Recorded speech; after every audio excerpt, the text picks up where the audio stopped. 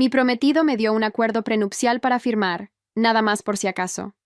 Leí la letra chiquita. Había una cláusula que decía que, en caso de infidelidad, el infiel pagaba $1,000. Mi prometido millonario me puso enfrente ese acuerdo la semana antes de la boda. 200 páginas de protección legal para su fortuna de $10 millones. Subrayó la cláusula 14 con una sonrisita de lado. Penalización por infidelidad, $1,000 por cada caso comprobado. Day. Él creía que estaba siendo generoso. $1,000 eran cambio para él. Podía engañarme 100 veces y casi ni sentir el golpe en la cuenta. Yo sonreí dulcecita y le dije que necesitaba que mi abogada lo revisara. Él puso los ojos en blanco, pero aceptó. Mi abogada era mi compañera de cuarto de la universidad. Se especializaba en derecho familiar. Leyó el acuerdo completo y encontró justo lo que yo esperaba. Vacíos legales. Agregamos la cláusula 15. La enterramos bien al fondo, en la sección de protección de bienes, con lenguaje legal, hecho para parecer relleno aburrido, de esos párrafos que nadie lee. En caso de que las penalizaciones acumuladas bajo la cláusula 14 superen los $49,999, las disposiciones de protección de bienes de este acuerdo quedarán anuladas por incumplimiento material de la buena fe de la parte infractora. Él no la leyó. Su abogado le pasó los ojos por encima y no la vio. Estaban demasiado confiados, demasiado arrogantes, demasiado seguros de que yo era nada más una niña ingenua, agradecida de casarse con dinero. Firmé el acuerdo. Nos casamos y él empezó a engañarme de inmediato. No me sorprendió. Yo había hecho mi tarea antes de aceptar su propuesta. 3 exnovias me lo advirtieron. 2 exempleadas suyas me confirmaron el patrón. Era un infiel de toda la vida que creía que el dinero lo hacía intocable. Hice el papel de esposa tonta a la perfección. Fingí no darme cuenta de las llegadas tarde, de las llamadas misteriosas, de las manchas de labial que ni siquiera se molestaba en esconder. Pero yo no estaba ignorando nada. Estaba documentando. Instalé cámaras escondidas en la casita de visitas, donde se llevaba a sus aventuras. Le puse un GPS al coche. Guardé cada recibo de hoteles y restaurantes. Contraté a un investigador privado para los casos que yo no podía grabar por mi cuenta. Armé una hoja de cálculo. Fechas, nombres, lugares, pruebas. Cada entrada respaldada con fotografías, videos o registros financieros. No lo confronté. No lloré. Lo dejé ir sumando los números. A lo largo de 3 años, documenté exactamente 50 casos distintos de infidelidad, 50 noches con otras mujeres, 50 traiciones grabadas en cámara o confirmadas por investigación, 50 entradas en mi hoja de cálculo. Cuando por fin metí la demanda de divorcio, no me temblaron las manos. Llevaba 3 años esperando ese momento y lo había repasado en mi cabeza tantas veces que los dedos se movían solos sobre los papeles. Firmé en la oficina de Adriana, mi abogada y mi amiga desde la universidad, la única persona que me creyó cuando le conté lo que pensaba hacer, una madrugada, mientras le servía café en la cocina de su departamento. Adriana puso la hoja de cálculo sobre el escritorio y empezó a contar en voz alta. No le hacía falta. Ya sabíamos el número de memoria, pero quería que yo lo escuchara una última vez. Caso 1, el hotel del aeropuerto. Caso 2, la recepcionista nueva de su oficina. Caso 3, la del gimnasio. Su dedo bajaba por la pantalla, renglón por renglón. Cada nombre era una noche que yo había pasado despierta, fingiendo dormir, escuchando la puerta de la cochera abrirse a las 3 de la madrugada. Caso 50, dijo al final, y levantó la vista. 50 casos comprobados. 50 por $1,000. 50,000. 50,000, repetí. El tope de la cláusula 15 son 49,999. Cerró la carpeta despacio, como quien acomoda la última pieza. Lo pasaste por $1, Camila. Por un solo caso de más. La protección de bienes se cae completa. Los 10 millones entran a la repartición. Sentí algo apretarse en el estómago. No era miedo. Era el peso de 3 años por fin aterrizando en el piso.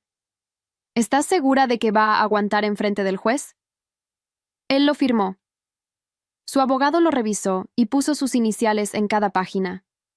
Ninguno de los dos puede pararse en una corte y decir que no sabía.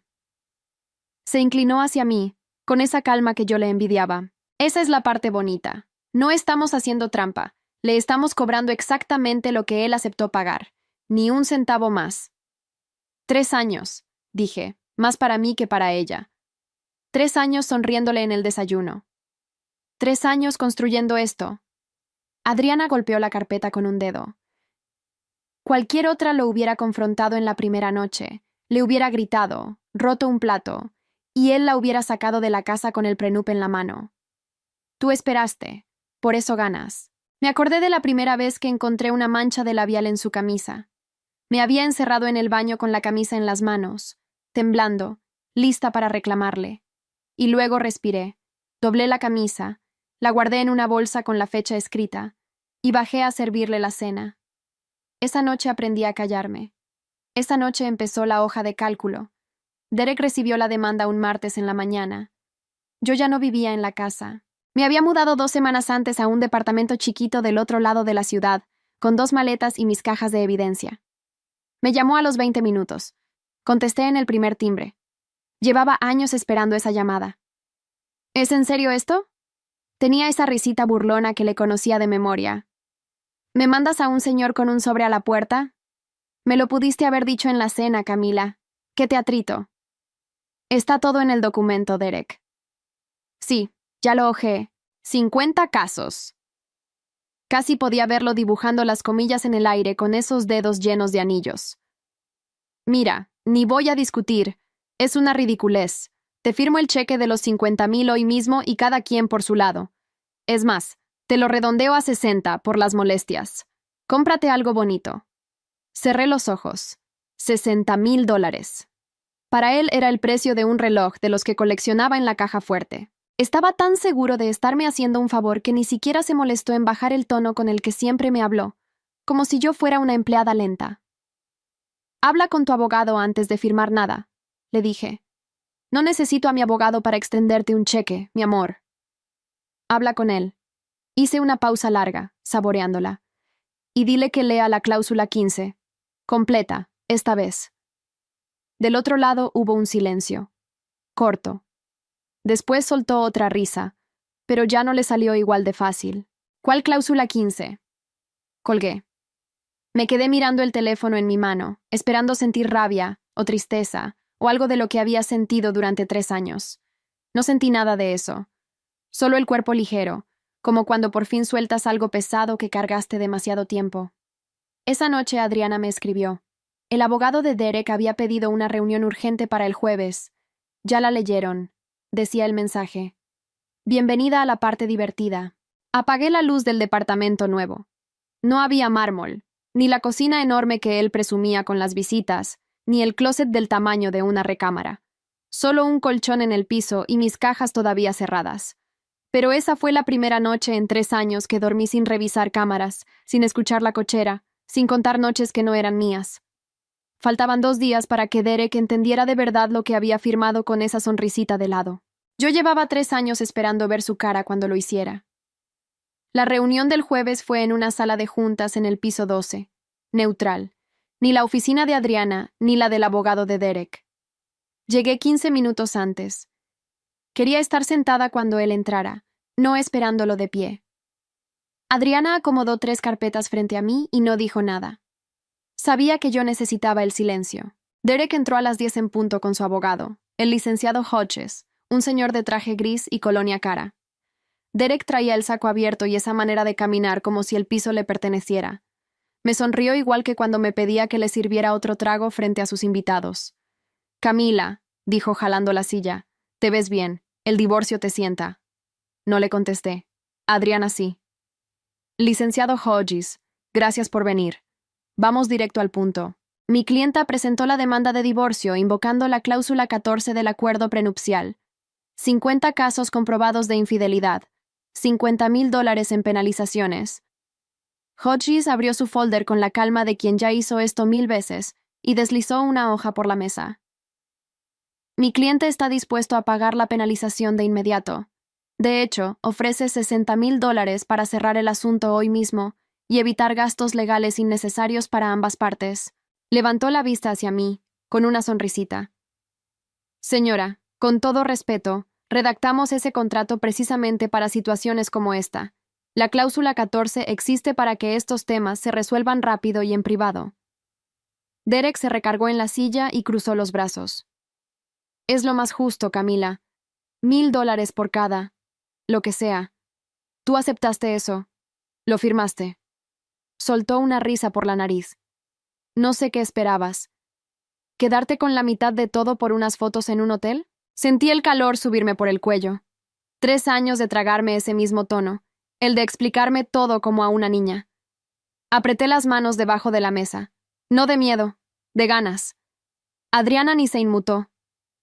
Estamos de acuerdo en que mi clienta firmó el contrato, dijo, en que lo firmó con conocimiento pleno, en que cada penalización está documentada y es indiscutible.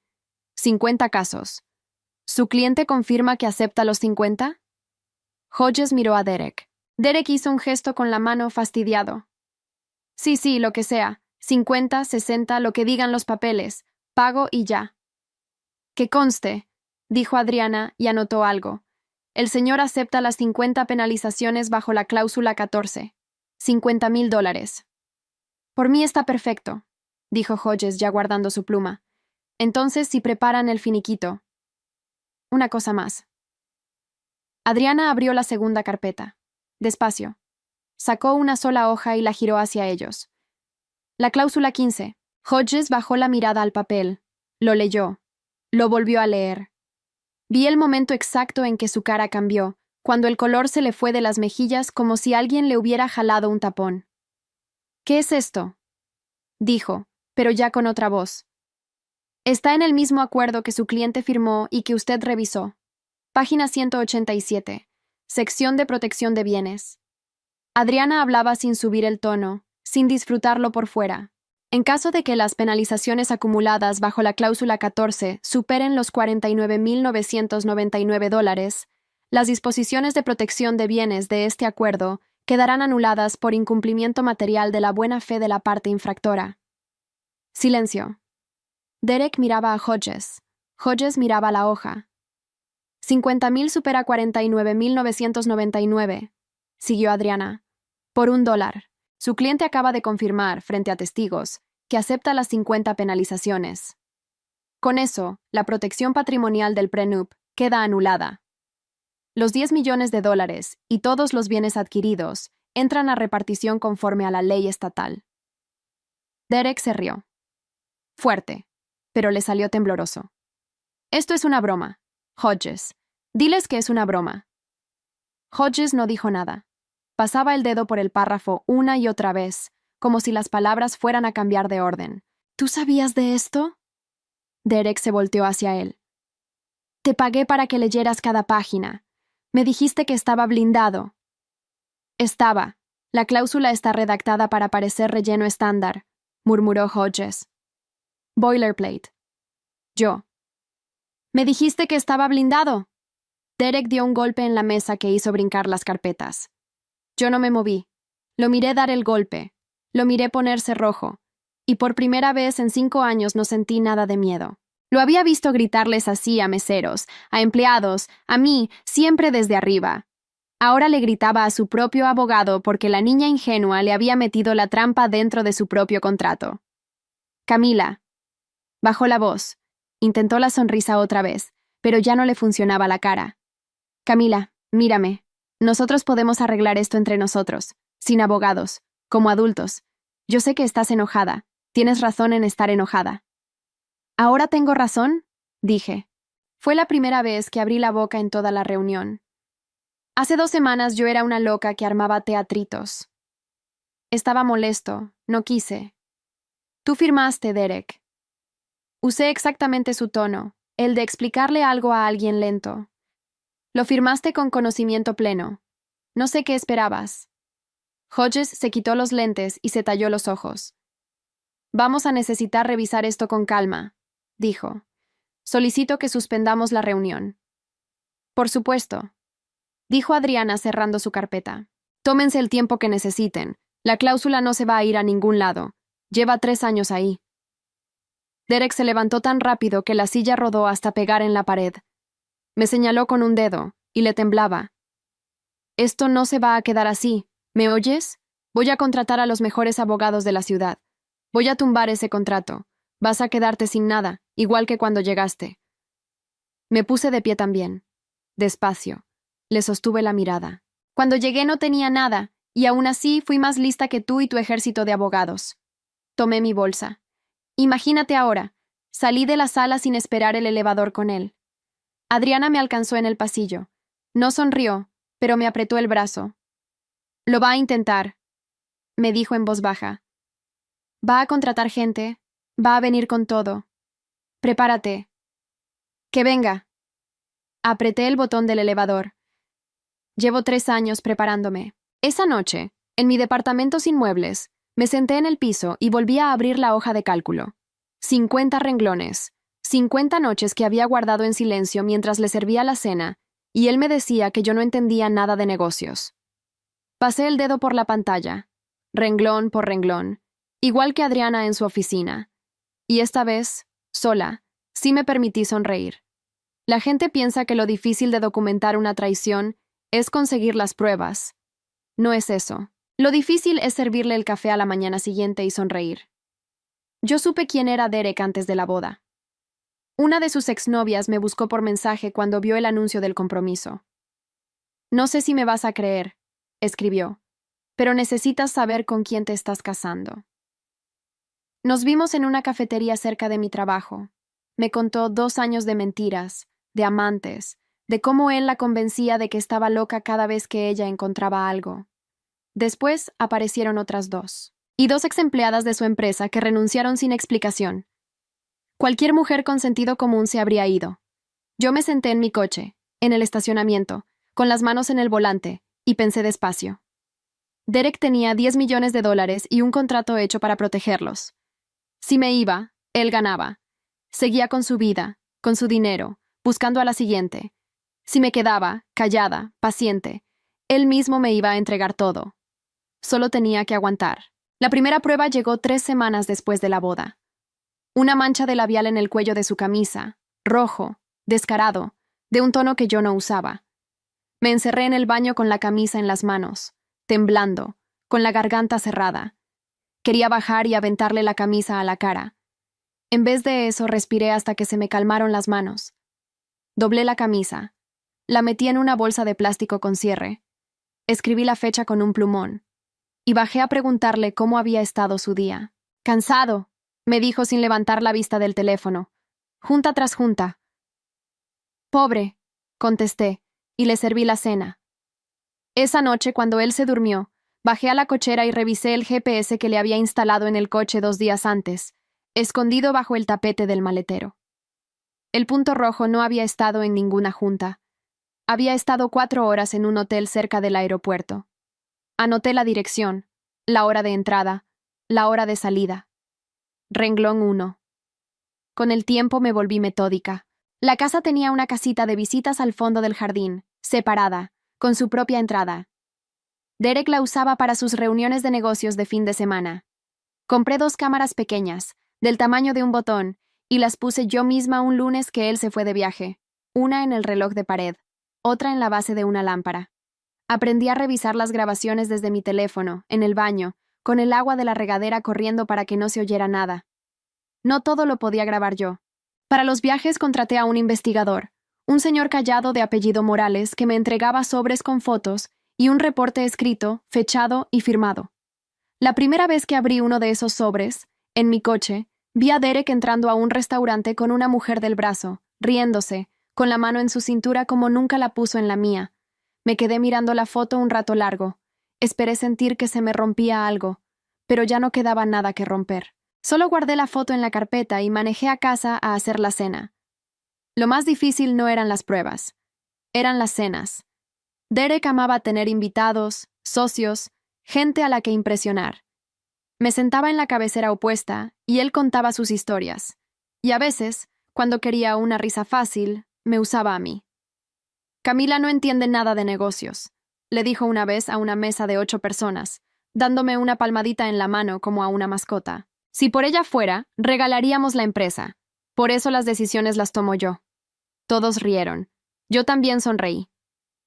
Me reí de mi propio chiste mientras pensaba en el sobre de Morales que tenía escondido en el closet, en el reporte con la mujer del restaurante, en el renglón 23 de mi hoja de cálculo. Esa noche, mientras lavaba las copas, No sentí humillación.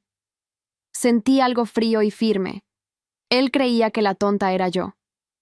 Hubo noches en que sí me quebré. Una madrugada, sentada en el piso del closet, rodeada de sobres y bolsas con fechas, lloré sin hacer ruido, con la mano en la boca, agotada de fingir. No extrañaba a Derek. Extrañaba ser una persona que podía decir lo que sentía en su propia casa. Llevaba meses hablando 2 idiomas, el de la esposa sonriente en el desayuno y el de la mujer que contaba traiciones en silencio. Esa noche le marqué a Adriana a las 3 de la mañana. ¿Cuánto más?, le pregunté. ¿Cuánto más tengo que aguantar? Hasta el número 50, me dijo con la voz ronca de sueño pero clara. Ni uno menos. 49 no nos sirve de nada. 50 lo cambia todo. Aguanta, Camila. Estás tan cerca. Colgué y volví a guardar los sobres. Me lavé la cara. A la mañana siguiente le pregunté a Derek si quería huevos revueltos o estrellados. 3 años. 50 renglones. Cada uno con su fecha, su lugar, su prueba. Cumpleaños que pasé revisando cámaras. Una Navidad en que él salió a comprar hielo y volvió 3 horas después oliendo a otro perfume. Y yo apunté la hora mientras envolvía regalos. Un aniversario en que me regaló unos aretes carísimos con la misma mano con la que esa misma semana había firmado la cuenta de un hotel que Morales ya tenía fotografiada. El día que Morales me entregó el sobre número 50, no fui a casa de inmediato. Me quedé en el estacionamiento del centro comercial, abrí la carpeta en la laptop y bajé hasta el último renglón. Caso 50. La hoja estaba completa. 3 años de mi vida convertidos en una columna de fechas. Le marqué a Adriana. Ya está, le dije. Son 50. Del otro lado hubo un silencio. Después la oí soltar el aire despacio. Entonces metemos la demanda el lunes, dijo. Ya no tienes que sonreírle ni un día más. Esa noche, la última que dormí en esa casa, hice algo que no había hecho en 3 años. Cuando Derek llegó tarde, oliendo a lo de siempre, y me dijo que había estado en una junta, no le contesté pobre. No le serví la cena. Solo lo miré desde el sofá, lo miré de verdad, y me di cuenta de que ya no le tenía miedo. Él pensó que mi silencio era el de siempre. No sabía que era distinto. Era el silencio de alguien que ya tiene todo lo que necesita y solo está esperando el lunes. Adriana tenía razón. Derek vino con todo. Lo primero fue el dinero. 10 días después de la reunión, Adriana me llamó a las 7 de la mañana, cuando todavía estaba en el colchón del piso. Despierta y siéntate, me dijo. Tu marido está moviendo activos. Derek había intentado transferir $3 millones de una cuenta de la empresa a la cuenta de un supuesto socio en otro estado. También había puesto en venta el departamento del centro, el que estaba a su nombre, con una inmobiliaria, en silencio, por debajo del precio, con prisa de quien quiere deshacerse de algo antes de que se lo quiten. ¿Puede hacer eso?, pregunté, ya de pie, buscando mis zapatos. No después de que se presentó la demanda. Hay una orden que congela los bienes en disputa. Lo que acaba de hacer no es solo inútil, es prueba de mala fe. Oí que tecleaba. Camila, esto nos ayuda. Cada vez que intenta esconder algo, le está confirmando al juez que sabe que va a perder. Lo estoy documentando todo. Que siga. Y siguió. Trató de vaciar una caja de seguridad del banco. El banco, con la orden ya notificada, no lo dejó entrar. Movió 2 coches a la casa de su mamá. Adriana mandó registrar los 2 como bienes de la sociedad conyugal antes de que él terminara de estacionarlos. Cada movimiento de Derek chocaba con un papel que Adriana ya había firmado el día anterior. Era como verlo correr contra una pared que él mismo no veía. Cuando entendió que no podía esconder el dinero, cambió de táctica. Empezó a venir por mí. Una prima mía me llamó, incómoda. Derek le había escrito, y a otros conocidos contando una historia, que yo era una interesada, una mujer que se había casado con él por el dinero y que ahora inventaba cosas para robarle su fortuna. Que él era la víctima, que yo lo había manipulado desde el principio. Le dije que se equivocaba, me contó mi prima, pero quería que supieras lo que anda diciendo. Después llegó algo peor. Adriana recibió un escrito de los nuevos abogados de Derek, porque sí, había despedido a Hodges y contratado a un despacho caro con 3 apellidos en el nombre. El escrito decía que las pruebas de infidelidad eran inválidas porque yo las había obtenido ilegalmente, invadiendo su privacidad con cámaras y rastreadores. Pedían que se desechara toda la evidencia. Sin las 50 pruebas, no había cláusula 15. Sin cláusula 15, él se quedaba con todo. Esa fue la única noche en todo el proceso en que de verdad sentí miedo. Me senté con Adriana en su oficina hasta tarde, con café frío y las cajas de evidencia abiertas en el piso. ¿Es cierto?, le pregunté. ¿Pueden tirar todo porque puse cámaras? Adriana no me mintió. Nunca lo hacía. Es su mejor jugada, dijo. Y en otro caso, podría funcionarles. Se quitó los lentes. Pero nosotras pensamos en esto hace 3 años. ¿Te acuerdas? Por eso las cámaras estaban en la casita de visitas, una propiedad de la sociedad conyugal, no en un espacio privado de él. Por eso el GPS estaba en un coche que también es mío ante la ley. Por eso, para todo lo que era terreno dudoso, usamos a Morales, un investigador con licencia, cuyos reportes son legales y admisibles. No grabamos nada que no pudiéramos defender. Cada prueba tiene su origen limpio. Sentí que algo se me destrababa en el pecho. Entonces tenían un plan para esto también. Tú tenías un plan para esto también. Yo nada más lo escribí bonito. Volvió a ponerse los lentes. Voy a contestarles punto por punto. Cuando terminen de leer mi respuesta, van a saber que no tienen por dónde. Y un abogado bueno, cuando sabe que no tiene por dónde, le dice a su cliente que negocie. La respuesta de Adriana tenía 40 páginas. Yo la leí 2 veces. Desmontaba cada argumento con la ubicación exacta de cada cámara, el título de propiedad de la casita, la copia de la licencia de Morales, la jurisprudencia. No había una sola frase de más. Cuando la mandó, me dijo que ahora venía la parte más difícil para mí, esperar y no contestarle nada a Derek, porque Derek también vino por mí directamente. Me esperó un día afuera de mi trabajo, recargado en su coche, con el saco abierto y la misma sonrisa, como si los últimos años no hubieran pasado. Camila, mírate, te ves cansada. Dio un paso hacia mí. Esto te está consumiendo, a ti y a mí. ¿Para qué? Podemos parar ahora mismo. Te doy 500,000, hoy, en una cuenta, y firmamos algo civilizado. $500,000, Camila. Tú nunca en tu vida vas a ver ese dinero junto. 3 años antes, esa cifra me habría temblado en las piernas. Lo miré y vi a un hombre haciendo cuentas, calculando cuánto le costaba menos perder. Habla con mi abogada, le dije, y caminé hacia mi coche. Estás cometiendo un error, me gritó en el estacionamiento, y oí cómo se le rompía la voz. Nadie te va a creer. Soy yo contra ti, y yo tengo con qué pelear. No volteé.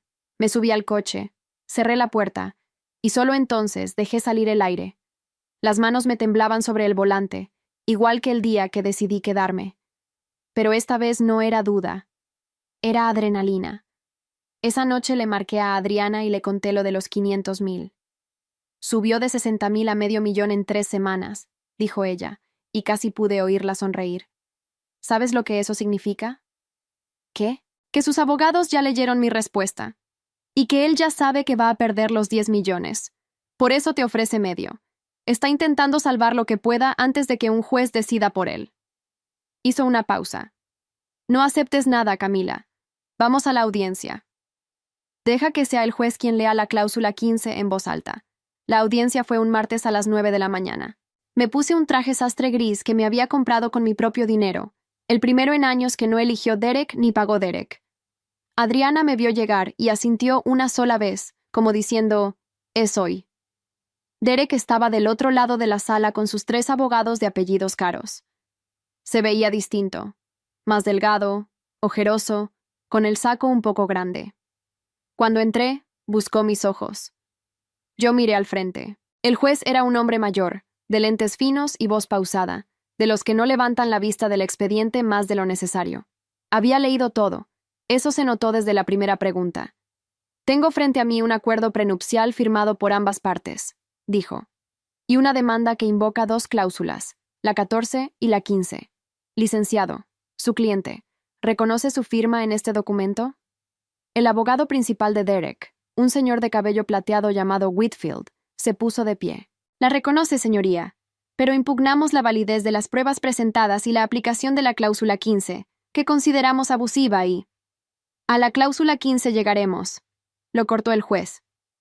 Primero las pruebas. La parte demandada alega que la evidencia se obtuvo de forma ilegal. He revisado los argumentos de ambas partes. Sentí que dejaba de respirar. Adriana, a mi lado, no se movió ni un milímetro. La evidencia por video proviene de cámaras instaladas en una propiedad de la sociedad conyugal, a la cual la demandante tenía pleno derecho de acceso, leyó el juez. El rastreo se realizó sobre un vehículo igualmente perteneciente a la sociedad conyugal, y los reportes restantes fueron elaborados por un investigador privado con licencia vigente, lo cual los hace admisibles. No encuentro fundamento para desechar la evidencia. Se admite en su totalidad. Whitfield intentó hablar. El juez levantó la mano. 50 instancias documentadas de infidelidad, continuó. La cláusula 14 establece una penalización de $1,000 por cada una. $50,000. ¿La parte demandada disputa el número de instancias? Señoría, el número en sí no es lo que... empezó Whitfield. ¿Lo disputa o no? Whitfield miró sus papeles. Miró a Derek. Derek tenía la mandíbula apretada. No disputamos el número, señoría. Entonces el monto acumulado de penalizaciones es de $50,000. El juez pasó una hoja. La cláusula 15 de este mismo acuerdo establece, y cito textual, en caso de que las penalizaciones acumuladas bajo la cláusula 14 superen los $49,999, las disposiciones de protección de bienes de este acuerdo quedarán anuladas por incumplimiento material de la buena fe de la parte infractora. Levantó la vista por primera vez. 50,000 supera esa cifra. La cláusula es clara, está redactada en el mismo documento y fue firmada por ambas partes con asistencia legal. ¡Es una trampa! La voz de Derek estalló en la sala antes de que sus abogados pudieran detenerlo. Ella lo planeó todo. Metió esa cláusula sabiendo que... Señor, dijo el juez, sin alzar la voz, una cláusula que usted firmó, que su abogado de entonces revisó e inicializó página por página. Si la planeó o no, es irrelevante. Lo que importa es que usted la aceptó. Siéntese, por favor. Whitfield jaló a Derek de la manga. Derek se sentó, rojo, con el pecho subiendo y bajando. Este tribunal determina que las disposiciones de protección de bienes del acuerdo prenupcial quedan anuladas, dijo el juez. En consecuencia, los bienes adquiridos y la fortuna en disputa entran a repartición conforme a la ley estatal. Procederemos a la fase de división de bienes. Lo oí, pero tardé un segundo en sentirlo. 3 años en una sola frase de un señor con lentes finos. Adriana, debajo de la mesa, me apretó la rodilla. No volteé a verla porque si la veía iba a llorar, y no quería llorar enfrente de Derek. Me quedé mirando mis propias manos sobre la mesa. Estaban quietas. Por primera vez en 3 años, frente a Derek, no me temblaban. Adriana se inclinó y me dijo al oído, muy bajo, que ya estaba, que lo había logrado yo, y no ella. Asentí despacio, con la garganta cerrada, y seguí mirando al frente. Lo que vino después fue rápido. Los abogados de Derek pidieron un receso. Cuando volvieron, Whitfield ya no hablaba de impugnar nada. Hablaba de negociar. Y Derek, que 3 semanas antes me ofrecía $60,000 como una limosna, ahora me mandaba ofertas a través de su abogado, en hojas que Adriana ni terminaba de leer. En el pasillo, durante el receso, Derek se me acercó. Sus abogados intentaron pararlo, pero los hizo a un lado. Camila. La voz le salió baja, casi suave. 5 millones, la mitad. Lo dividimos por la mitad y esto se acaba hoy. Por favor, no me dejes sin nada. Me acordé de la mujer del restaurante, de la mano en su cintura. Me acordé de la cena donde me palmeó la mano como a una mascota. Me acordé de las 3 de la mañana en el piso del closet, con la mano en la boca para no hacer ruido. ¿Sin nada? Dije. Yo viví 3 años con nada, Derek, durmiendo al lado de un hombre que me mentía y me hacía creer que la lenta era yo. Tú vas a estar bien, vas a quedarte con tu mitad y vas a seguir siendo rico. Di un paso hacia la sala. Pero no voy a aceptar tu oferta. Vamos a dejar que el juez decida. Y el juez ya leyó la cláusula 15. Lo dejé ahí, en el pasillo, con la boca abierta y los 3 abogados detrás de él. Entré a la sala con Adriana. Me senté derecha. Y por primera vez en mucho tiempo, no estaba esperando nada. Solo estaba lista. No acepté la oferta de los 5 millones. Adriana me lo había explicado. Aceptar un acuerdo en el pasillo era dejarle a Derek el control de la última palabra. Si dejábamos que el juez dividiera, la ley repartía lo que la ley decía, no lo que él quisiera ceder para sentirse generoso una última vez. La división tomó 2 meses más. 2 meses de auditorías, de avalúos, de abogados contando coches, cuentas, propiedades, las acciones de la empresa. Derek peleó cada cifra. Escondió lo que pudo, y cada cosa que escondía la encontraban, porque Adriana había puesto a un contador a revisar 10 años de movimientos. Al final, el juez firmó. La fortuna se dividió conforme a la ley del Estado. Yo salí de ese matrimonio con una cantidad que 3 años antes no me habría cabido en la imaginación. El día que el juez leyó la cifra final, Derek no me miró. Tenía la vista clavada en la mesa, las manos entrelazadas tan fuerte que se le marcaban los nudillos. Cuando terminó la audiencia, sus abogados recogieron sus folders en silencio y se fueron sin estrecharle la mano. Lo vi quedarse sentado un momento más, solo, en una sala que se vaciaba. El hombre que durante años llenó restaurantes con su voz, contando historias para que todos rieran, ahora no tenía a quien contarle nada. Pero no fue el número lo que recuerdo de ese día. Fue salir del juzgado, pararme en la banqueta bajo el sol y sentir que el aire entraba completo, hasta el fondo, sin nada apretándome el pecho. Llevaba 3 años respirando a la mitad. Derek me buscó una vez más, semanas después. Me llamó de un número que no conocía. «Solo quiero entender», dijo, y la voz ya no tenía nada de aquella sonrisa. «¿Desde cuándo? ¿Desde cuándo lo planeabas?» «Desde el día que tu exnovia me escribió, antes de la boda», le dije. «Tú me diste el contrato pensando que era una niña. Yo nada más leí la letra chiquita, como tú me dijiste que hiciera». Se quedó callado. Después colgó. No volvió a llamar. Lo primero que hice con el dinero no fue comprarme nada. Le pagué a Adriana lo que le debía, completo, y le pagué de más, porque 3 años antes ella había leído un prenup de 200 páginas a las 2 de la mañana sin cobrarme un peso, solo porque me creyó. Después saqué a Morales a comer y le agradecí cada sobre. Esos 2 fueron las únicas 2 personas que supieron la verdad mientras yo la cargaba sola. Me tomó tiempo aprender a vivir sin estar fingiendo. Las primeras semanas en mi departamento nuevo me despertaba a las 3 de la mañana por costumbre, con el impulso de revisar cámaras que ya no existían, de escuchar una cochera que ya no era mía.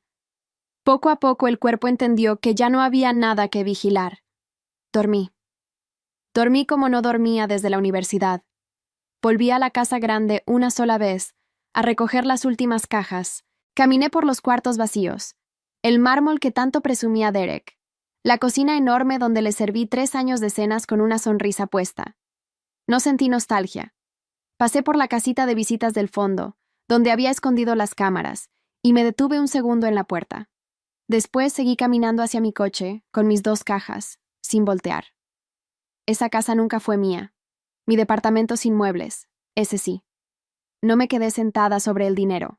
Conocía el negocio de Derek mejor que él, porque durante 3 años lo había escuchado presumir en cada cena mientras yo no entendía nada. Sabía qué hacía bien y, sobre todo, sabía qué hacía mal. Renté una oficina chica, contraté a 3 personas y empecé algo mío en la misma ciudad. Pequeño al principio. La gente del medio me veía y veía a la exesposa de Derek, la que tuvo suerte en el divorcio. Los dejé pensar eso. Yo ya sabía lo que valía mi paciencia.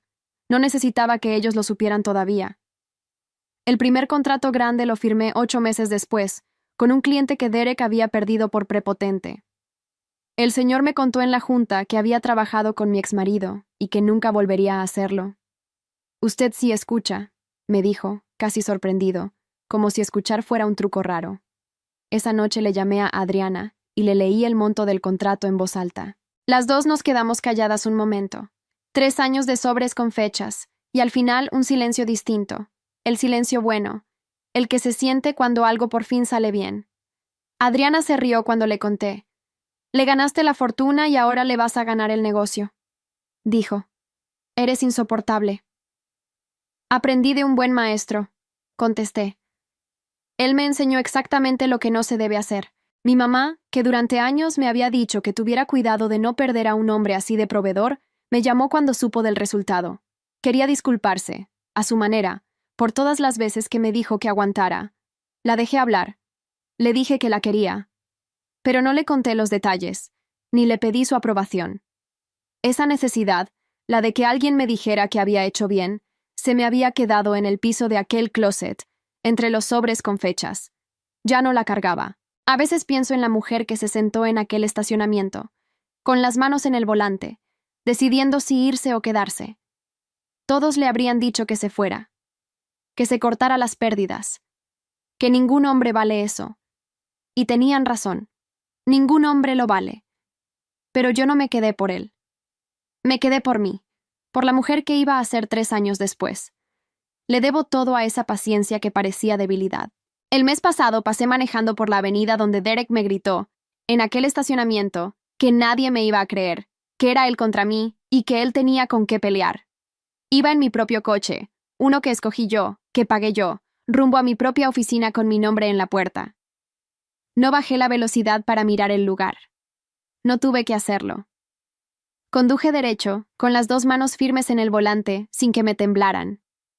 Ya no manejo para que nadie me vea. Manejo porque por fin sé, sin que ningún contrato me lo diga, exactamente cuánto valgo.